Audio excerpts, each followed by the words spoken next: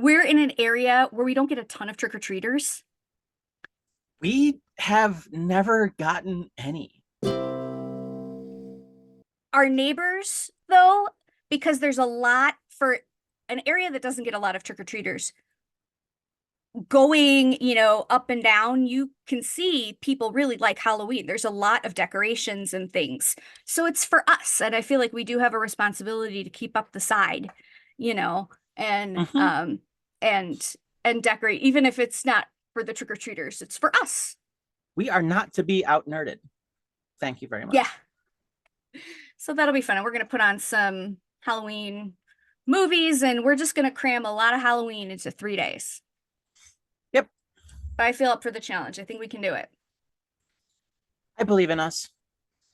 All right, now we really need to record a podcast. All right, let's record a podcast. Let's make a podcast.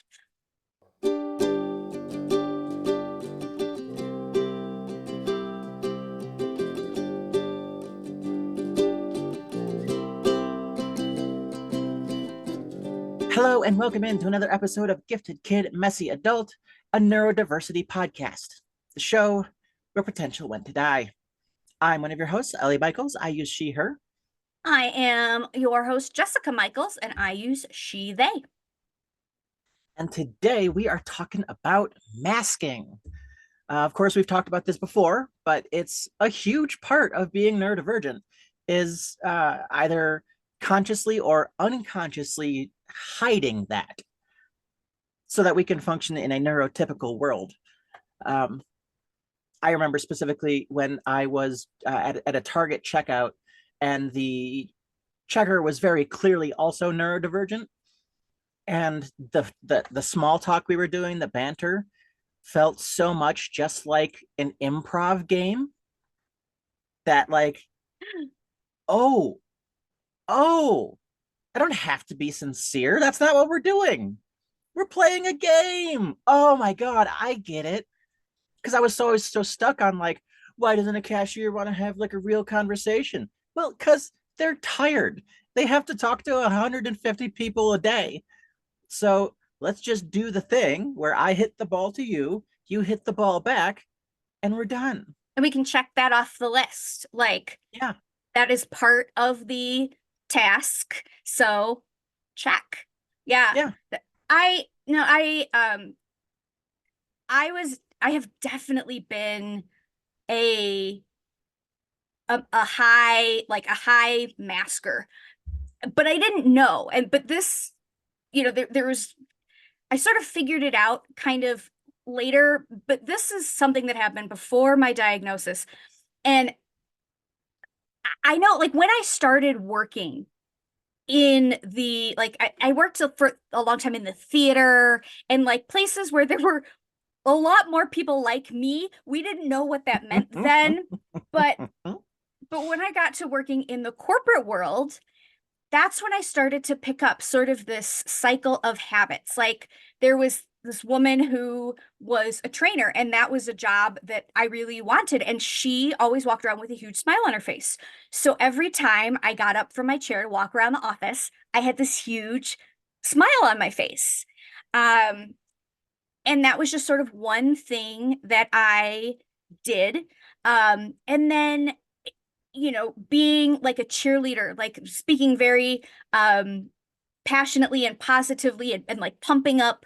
I work with new hires, and so I would see how like other people did that, and then that's just what I did for everybody. I thought that was just every interaction. I was just fawning over people, about, oh, the thing that I learned to say to people is, you do not get enough credit for how difficult your job is. And that was like, I was in, or this place would fall apart without you, or Mhm. I'm going to go to the real boss, and so I would, um, Bruce like, Springsteen. yeah, I would just, and I would be very careful to kind of bond with people that didn't get a lot of love, but were people that I needed, frankly, like the IT folks. I spent a lot of time talking Mm-hmm. to IT folks. Um, I spent a lot of time talking to receptionists and office managers and admins, and um, and I sort of kind of learned what people's thing was. It's like, okay, this person likes to talk about this particular football team. This person used to be a synchronized swimmer, and so I'm going to talk to her about synchronized swimming all the time. And I just sort of got this, little bits, and they were like my to-do list, you know, Mm-hmm. because I didn't necessarily feel as enthusiastic as I presented, let's say. Mm-hmm. But that was, I had always known something about my mother, who I love dearly, and we love dearly. She is a delight of a human. She, whenever I'd like go to work with her or whenever we'd be out, she always had the same level of conversation with everybody, whether it was the security guard or the waste disposal person or the judge or a president. Like it didn't matter. She talked the same way to everybody. And I totally copied that. Mm-hmm. Totally copied that. And it worked. It really, really worked. But at home, when I would come home from work,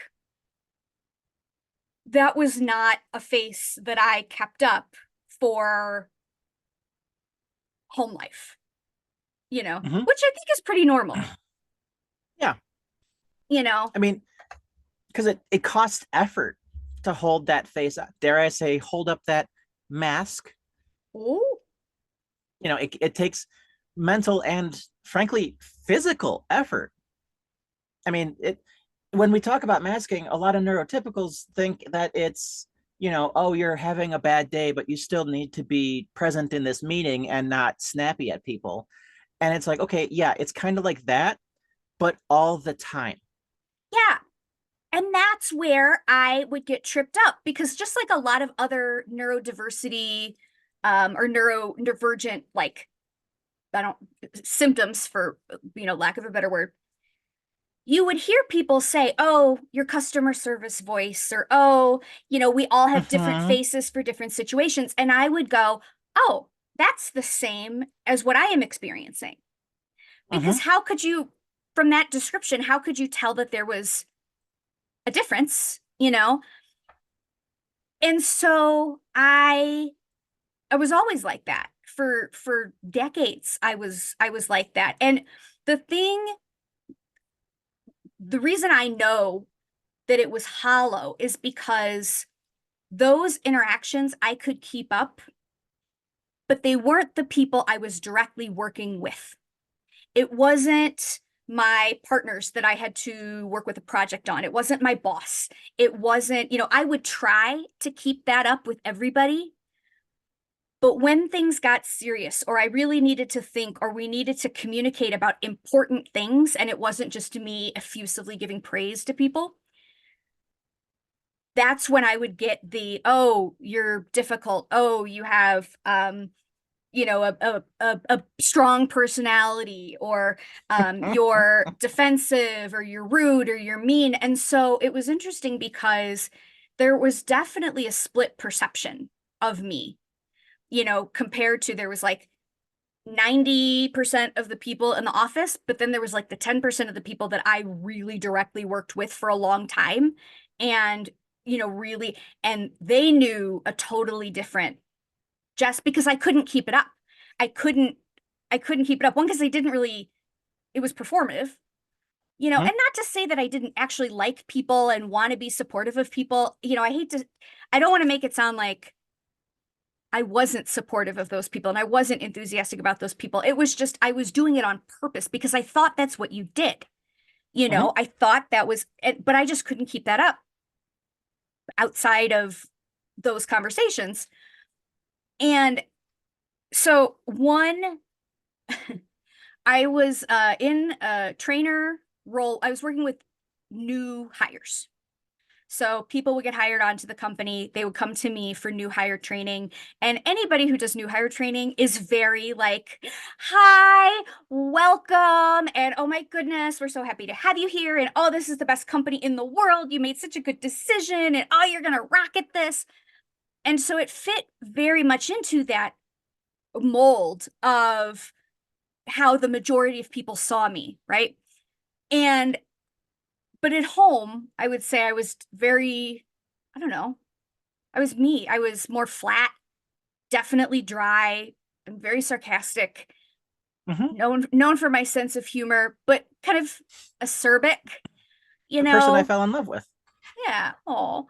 Um, and so one year, it was like the beginning of a new year, and a couple people came up to my office. They were like, "Oh my gosh, we have an opening on the positive vibes committee, and we need you on it because you're just such a good ambassador, and you're so personable, and people are gonna love you, and we just need your positivity all throughout the office."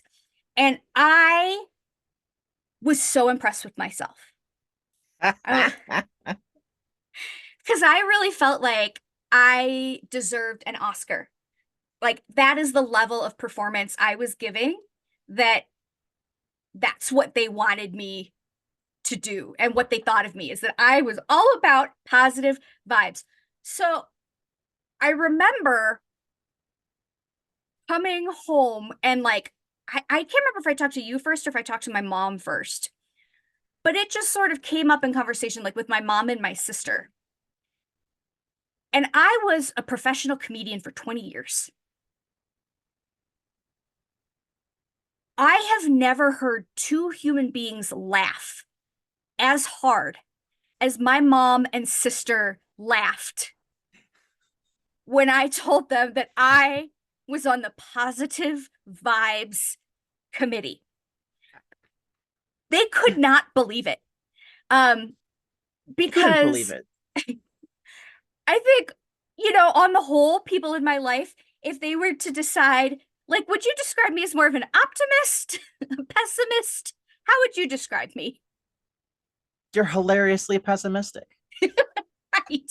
Like, Like that was kind of our vibe from Jump, is that we're, you know, world weary comedians who have seen a lot of things mhm, and spend a lot of our free time, you know, we half of the fun of going somewhere together is that you and I could make quiet, snide comments to each other that we know had no malice in them.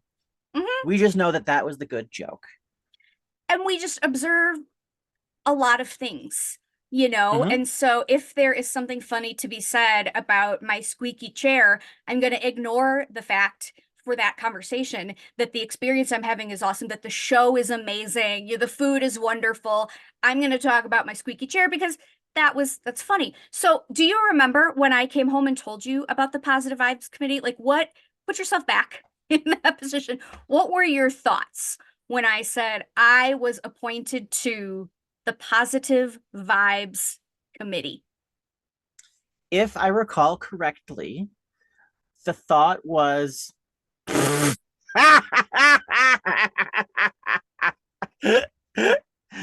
what? Did you wonder, like, was your thought, oh, like I mean, what was your perception of how I was at work? Like, did you think that I was that different between work and home or No, anything like that? that was my first indication of how much different you were at work. Um, we have our silly kind of we have our current now we have our kind of silly ongoing running joke about using random overly positive corporate lingo at each other as like a way to say what we're saying, but in the most watered down milk toast way possible. you know, um, well, like we got to sit down and we got to go through the ballot and we got to research who everybody is and what each proposition actually says and will do. And so it'll be like, okay, well, let's make sure that we circle back to that tomorrow, and then we'll really drill down on that. And Yeah, then, because we got using to more pay than one. attention. We got to pay attention to the whole vertical.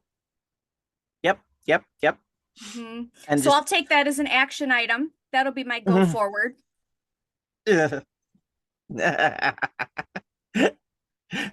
Yeah, I did not know how hard you were masking Hmm.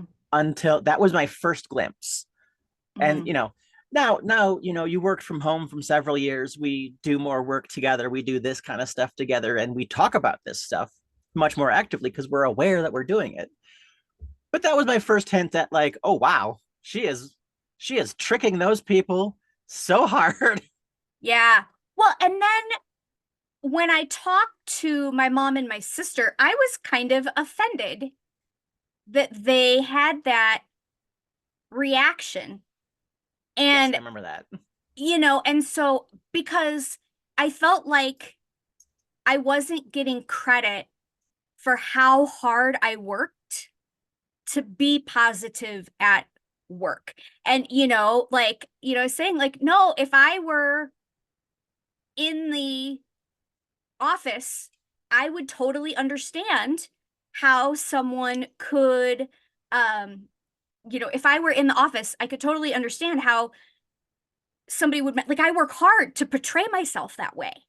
I put a Mm-hmm. lot of work in. And so to me, it was like a victory, like I fooled them. I got it. I've done it. And they just thought, because if you look at like the kind of things, and I was sharing the profile with them of like, oh, you need to be a caring, kind, compassionate leader. And they thought that was the funniest thing ever, because nobody who knows me outside of work would describe me as easygoing, I would say. Mm-hmm. Mm-hmm. Mm-hmm. Mm-hmm. I would not necessarily be described as overly cheerful. Um, I certainly don't put a lot of stock in superficiality. Mm-hmm. And Mm-hmm. like something Mm-hmm. like the positive vibes committee, I mean, you're putting little Valentines on people's desks and you're, handing out candy bars saying you're worth 100 grand. And, like that's the kind of stuff, like the cheesy morale stuff. Like everything's great because we have pizza. That's the kind of stuff that you're doing. And that is not something that people outside of work, that was not their experience with me. And I didn't realize till then how, first of all, I was surprised that I got offended at your reaction and at their reaction,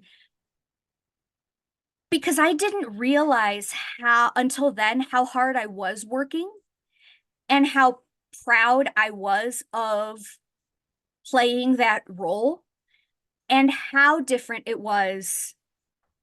It maybe wasn't just, oh, we all have a customer service voice or we all have a different persona at work. Because I think it was through some of those conversations that I started to realize, like, oh, this isn't like, oh, this is one side of me. It's like, oh, this is a totally different me. This is different than the way other people talk about, having a different face at work. It's like, oh, this is maybe not the same thing. And I started to be more conscious of it than when I was doing it at work. And I think I started, that was sort of like my first inkling of a conscious thought of I am different. I think growing up, I knew that I was different, but I don't think I would care. I knew I was unpopular. I knew I was weird. I knew I was unlikable. I knew I was lazy. I knew I was not as smart as people thought I was. Like that is how I framed it. This conversation with my family and you about this positive vibes committee was the first time that I realized, like, oh, I'm different than other people. And so I didn't know it at the time because it would still be another few years before I knew anything about autism, ADHD, or being gifted and what being a gifted kid can do for you as a messy adult. I didn't know any of that. But once I did find out more and find out like, oh, here's how being gifted can really affect you, and here's, and oh, I'm autistic, and oh, I'm ADHD, and here's how that can affect you. And I learned about masking. It was like, oh, this all makes so much sense. So it was, I think, one of those moments in my life that didn't seem significant at the time. It seemed like an interesting kind of footnote at the time, but now I look back at it, I'm like, oh, that was very, very significant. That was very significant. And that was hardcore masking. And it was exhausting. It is exhausting, you Mhm. know? And for the record, you are none of those negative, awful things that people made you think you were. And part of it that I've learned, you know, since starting transitioning is that you don't perform femininity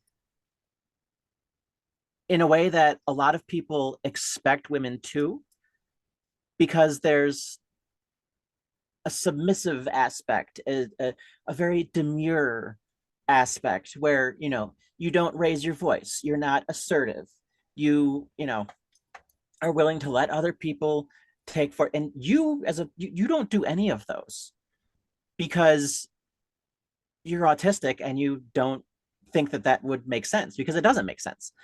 I mean, it wasn't something that I even understood because I'm also autistic and I think that doesn't make sense. So, like, um what can you give me an example of like something that would be performative femininity? Because you're right. I'm just interested in from somebody else's perspective because I've never felt feminine ever. yeah. um Being super conflict averse to the point of basically letting slights against you just slide. Mm-hmm. um it metaphorically, if somebody steps on your foot, you apologize to them. Mm-hmm. If you have a strong opinion about something, you don't act like it's a strong opinion against something. You go, oh, that's fine. And a lot And of it you, comes through in how one speaks. And I talk like this because this is just kind of what I sound like. I mm-hmm. mean, I my voice is, let it's got less vocal weight than it used to. But I mean, You I'm never almost sounded like that. 40. I sounded like that. I think, um oh, go ahead, keep going. oh, well, there's a specific person, a video creator called Park Rose Permaculture, who I'm not sure if she knows that she's autistic, but she definitely is. Not that And we obligatory, we are not medical professionals, we cannot diagnose anyone, but we can comment from our experience, and my knowledge, our opinions, but no, and we don't diagnose others. of course not, of course not. It's just that she has a neurodivergent husband and several neurodivergent kids, and you know There's a but chance. when people comment, they talk about her being very angry and her being bitter. And a lot of her thing is just like, no, I'm just not performing demure femininity. Yeah, Like, I because know I what don't I'm know talking how. about, and I'm going Mm-hmm. to act like I know what I'm talking about because I'm here to tell you about something. Mm-hmm. Mm-hmm. Mm-hmm. And it's hard to really give you an example because I don't actually know, because I have no interest in acting like that kind of feminine. Like, I think, it's a couple different things. First, I've never been girly, and mhm. I always knew that I always felt like girls got a, there was a day where you learned how to be girly, and I missed it because like I was never into, like, I didn't know how to do my hair. I wasn't really into like fashion stuff. I did know that there were a couple of like brand names of things that kids were wearing that I think, oh, if I could wear, it was Umbro soccer shorts and hypercolor t-shirts when I was in junior high. It was like, that's what the cool kids were wearing. If I have those, they make me cool. But it wasn't any sense of like fashion. And, but I do like to look pretty. I just don't know how to make it happen. So I have a tendency to like stand in front of people and have them like dress me and like do my hair and do my makeup, but I didn't even know what to ask for. I went to prom looking like I was 50 with my hair in like a very severe bun because I didn't know to ask for an updo for prom. Mhm. I I went in and I was like, I want like, my hair needs to be up. And so that's what they did because I didn't even have the vocabulary that other people had. And that still happens for like, my sister panicked. I needed to get my nails done and I had to panic call my sister and be like, what do I say to them? And she's like, you want a no chip dip and this whole thing. And there's this whole language about nails and pedicures and things that I have never related to. And it was you transitioning and finding so much joy in like doing your makeup. And it's like, I've never enjoyed doing makeup. That is not fun for me. I like looking better, but it's not fun. Mhm. Um, it's not fun to do my hair. It's not fun to, like the all of the traditional girls' activities. Oh, we're gonna have a girls' day. Anything you would do on a traditional girls' day sounds awful to me. Mhm. Like, I don't want to go to a spa and have like cucumbers on my eyes and, get like my nails and have wine and or, and I just never related to girls. There were not other women that I bonded with, and so it was just, I've always felt very disconnected from a lot of the gender expression, but also like the feeling of gender. Like, oh, I love feeling, being a woman. It's like, I mean, okay, Yeah. like, fine. I didn't want people thinking I was a boy. That was very sensitive to me. And I think it Mhm. was because I don't know, I didn't want people thinking I was a boy, but I didn't feel like a girl necessarily. Mhm. Um, when it comes to masking and like even doing this podcast, we're still masking to a degree. Oh, absolutely. I have to edit This this thing, and I go back and I notice that I'm just sitting here with my flat aspect, mhm, which is flat my affect, default face. flat affect. Flat affect, flat aff.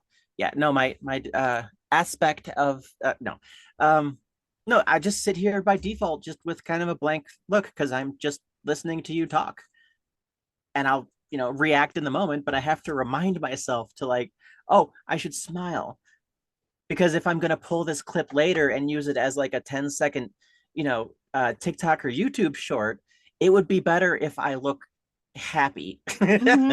Yeah. Well, we know because we were both performers. Mhm. And so, I did a talk last week, and as I'm talking about neurodiversity acceptance and accepting people for who they are and not having people feel like they have to mask, I'm masking a ton Mhm. because I need to I need to get the majority of people to engage with me and want to engage with me. And that's easier to do when somebody is smiling and positive and excited and positive vibes committee. Mhm. But that isn't but now I know that that's masking. And there are times I choose to do it. There's a lot Mhm. of times I can't help it, that it just happens. And I will kind of go like, oh, I didn't really need to have that 10-minute conversation with the person at the airport, who just lifted my bag onto the scale and, didn't need to compliment them so profusely and whatever, because I just sort of slip into that. Like it's fine to do, but it isn't always worth the energy I give it. And so I'm trying to unmask, but I think that's hard when you're, I'm well into my 40s. I can no longer say early 40s. I tried to ride that train as long as I could. Um, it's hard when that's who you've been and what you're doing for so long. You just, it's sort of like my victory, I guess, is now in noticing that I do it. Um, Hmm.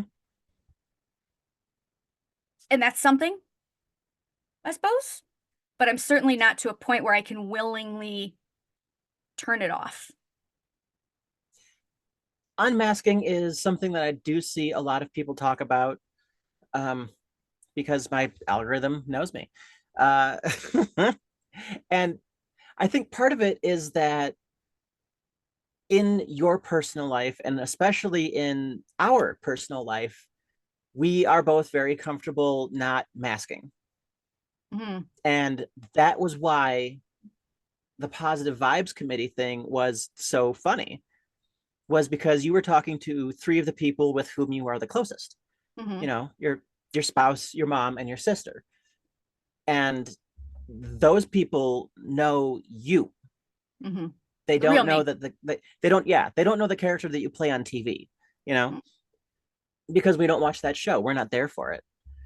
And when we found out that like you had been playing this character, it was funny because it was so non sequitur. You know, a joke is a twist that makes sense.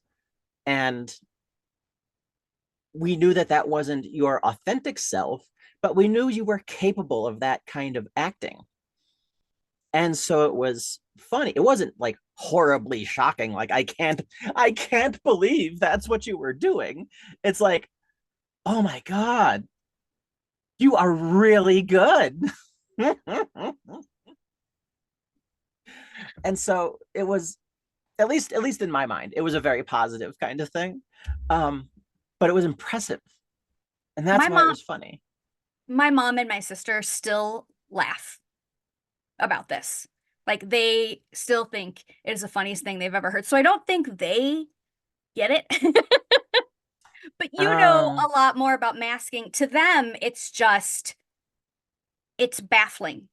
It's like one day the moon was made of cheese. hmm. They just think it is the craziest, most baffling, hilarious thing because why would anybody choose me? And so I think you have a different perspective because of your background and your expertise in this, or your exposure to this knowledge. And we do things like we have the neurodiverse professionals community, which meets, it's a free community, and we meet virtually every Thursday at 9 Pacific.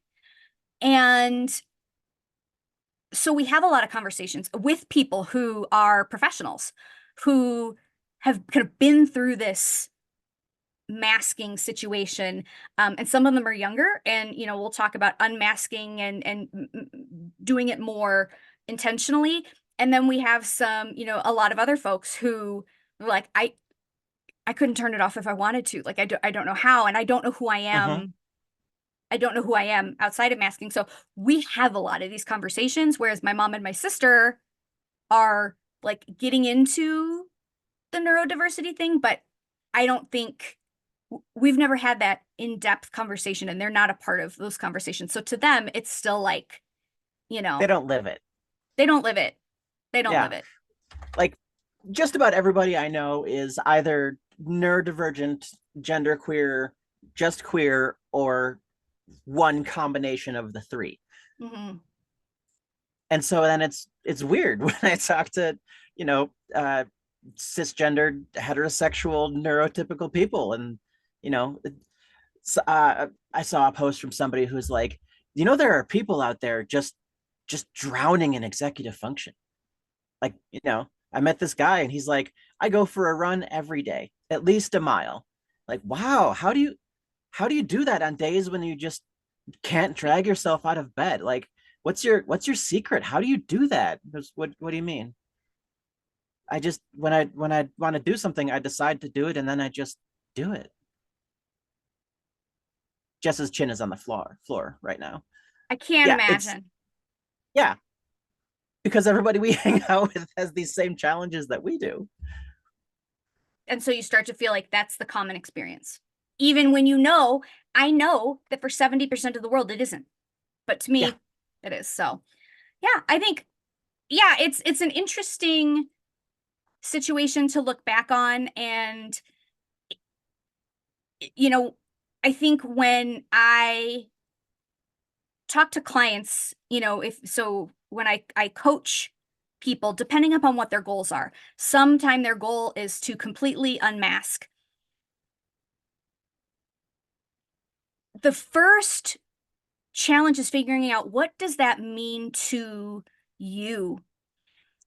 Because for a lot of us, we don't really know what that looks like or how we would do that at work. So I think one of the first steps that we take, if you're, with my clients, is identifying, like, what are the moments that are the most taxing for you?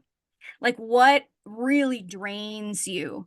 And it's finding in those moments, it's like, oh, when it's this type of meeting or when it's this, and seeing, okay, how can we take some of the edge out of what it's doing to you? For some people, if you can just unmask, great. But a lot of us can't. And so you need to approach it from more of a bits and pieces type of situation, because there's a lot of factors. So I think just recognizing when you're masking and when you're not, and then identifying the moments where it's taking more from you than it's giving, because masking, as we know, is related to stress, anxiety, depression, physical ailments, because the stress hormones in your body are off the charts, Mhm. and can cause, it's one of the factors that contributes to early death in neurodivergent folks. So it's worth it, I think, to start to explore, and that's a good place to start. When are you masking? When are you not? And then when is it really pulling resources from you? And working on those situations first, rather than saying, I want to just learn how to turn it off. If you can do that, that's awesome. A lot of people can't. Mhm. I find it the most difficult when I am filming multiple people and I'm directing them because I'm trying to hold technical stuff in my head of shot composition, lighting, blocking, and then I also need to tell this person how to do something, but I need to tell it to them in neurotypical. I can't just go, all right, I need you to fill that test tube, and I need you to hold it right here, and I need you to do it 6 times. You have to be a little bit more touchy feely. And almost everybody I work with is not a professional actor and is really uncomfortable being on camera. So I've got to be a bit more gentle with them than my brain wants me to be. Do you want to be direct? I want to be direct and I want to be like banter. Just just pretend to talk to each other for the next 5 minutes and I'll film it. But that doesn't, you can't just directly say that. You go, oh, doing great, doing great. Talk about your dog. You mentioned your dog, right? Yeah. Yeah. Talk about where you got your dog. And they go, oh, okay, okay, okay. And they do that because they're not a piece of equipment. They're a person. And they need to be the manual for them is a little bit more complicated than the camera. I can't just push the button and it'll go. And Gosh so darn that's it. that's a place where I can't unmask, Right. and where if I were to unmask, it would actually be detrimental to myself, my Yeah. company, and the people I'm working for. Yeah. So I don't that's want to one of those places where unmask. I just gotta, yeah, and I just Yeah. gotta know that the day after a big shoot needs to be a rest day Hmm. because my brain is going to be fried, my emotions are going Yeah. to be fried, and I'm going to be really, really tired. Hmm. And there are those situations, especially if you're somebody who works in like a corporate environment or with people, it's a little bit Ugh, easier if people. you're a tax preparer and you don't interact with customers or clients, then you can. So there's a lot. I think it's just a much bigger issue than people should stop masking. there's just a lot more to consider. It's not necessarily very safe right now for a lot of folks because as you said, people are expecting to be communicated with in a certain way. But as we are pushing more acceptance and belonging and educating more people about what, communication cues they expect that don't mean the things, that they think they mean for everybody, that's what it's going to take for people to be able to truly unmask, is for society to stop holding those things against us. So, and we're not there yet. We're getting better. There are, as much as we can increase awareness and like, we'll get there, but we're not there yet. So the best thing we can do is figure out, like anything else, just the best balance between participating in the world and protecting ourselves. And, it's a lot to think about. It's a lot to think about. Well, I think that'll just about wrap it up for this episode of Gifted Kid, Messy Adult. Jess, where can people find out more about you? They can find me at coachjessicamichaels.com. You can sign up for a free coaching consultation to find out if coaching is right for you. And there's also tools and resources for all types of neurodivergent folks. And you can find me at elliemichaelsproductions.com if you'd like some customized commercial solutions for your small business or just you, I guess. You're awesome. You deserve some videos. If you like the show and would like to support us, please subscribe, rate, and review us on Apple Podcasts or wherever you get your podcasts. You can also subscribe and rate us on YouTube at Gifted Kid Messy Adult. If you'd like to support us financially, you can find us on Patreon at the Neurodiverse Workplace, where subscribers get access to all kinds of bonus content, behind-the-scenes shenanigans, voting on future topics, and you can help us keep the lights on here and at home while also helping us provide free resources and support for our fellow neurodivergent adults. You can also support us by checking out our GoFundMe to help pay for our medical expenses because America sucks. There's a link in the show notes, or just search Jess and Ellie's Fight for Health. And so until next time, take care of each other out there. Bye. Yeah. All right. I'm going to end and let the dog out because he's whining. Okay. 45 minutes till Kate. 45 minutes. Ready to break.